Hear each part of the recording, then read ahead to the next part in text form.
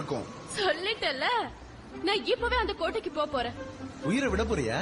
எனக்கு எந்த பயமும் இல்ல. யாரு எதை சொன்னாலும் நான் ஆப்போசிட்டா தான் செய்வேன்.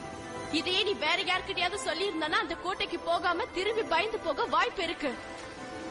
என்ன நடந்தாலும் சரி, எனக்கு அங்க எத்தனை ப்ராப்ளம் வந்தாலும் சரி, நான் அங்க போக தான் போறேன். அங்க வரக்கூடிய அத்தனை ப்ராப்ளத்தையும் நிச்சயமா நான் ஃபேஸ் பண்ணதான் போறேன். கோட்டைய பார்த்து பயப்படுறதுக்கு நான் ஒண்ணு கோழை இல்ல, வீராங்கனை.